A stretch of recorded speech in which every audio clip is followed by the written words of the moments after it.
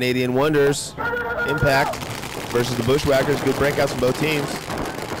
Bushwackers rocking their own egos.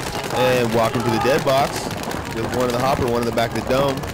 Yeah, those egos look very, very similar to another ego. I can't quite place it, but it's almost like they copied another team. I'm not sure what team that could be, but I'm sure there'll be some compensation for that somewhere down the line.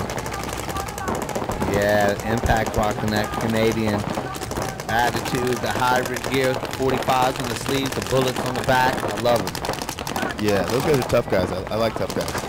Wow, Bushwackers are making good moves, but they're getting shot out of their bunker a lot too. And Ron Kilborn has a lot of good talent on his team. He's had a lot of good talent on his team.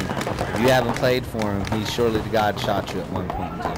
Just ask him, he will tell you. Ron Kilborn is the man. Impact's playing pretty well here. They got a little bit of a disadvantage. Okay, they filled the snake now, so kind of back in the game. Bushwackers guys playing more aggressively than Snake, though. Usually the guy plays more aggressively than Snake makes the moves and wins the game. And the Bushwackers definitely constantly come forward. That's one thing Ron has going for him. He always breeds aggression in his players. They constantly move forward. They hardly ever just lock it down.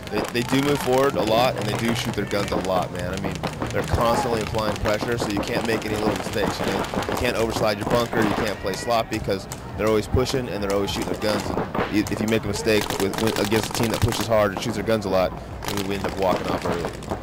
Impact player looked like he was having a little bit of problem with his gun, shooting some soup there. Yeah, he was definitely moshing some paint. Bushwackers look like they're up one or two bodies. They've got a bigger position in the snake.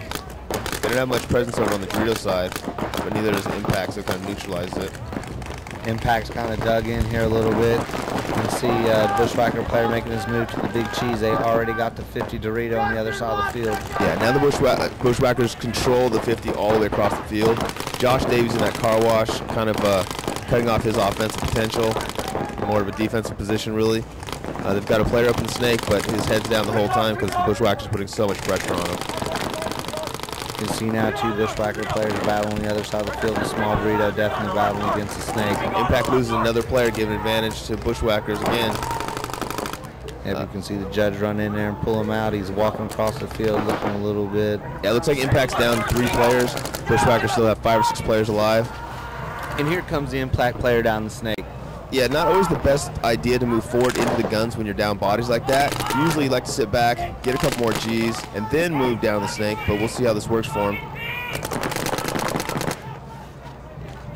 Josh Davies fills the back center and, catches a few extra. I guess Josh didn't know they had all those positions on the right side of the snake. And it looks like the Impact player might have took a bounce off the dome. He definitely did. Now he's getting some pressure down the snake, and he takes the walk. We call that the ostrich. When you try to hide your head under the turf to avoid the bullets, we call that the ostrich. He definitely pulled the ostrich. And the Bushwackers come out with a nice win. That's the first game out of 3. Let's see what happens here.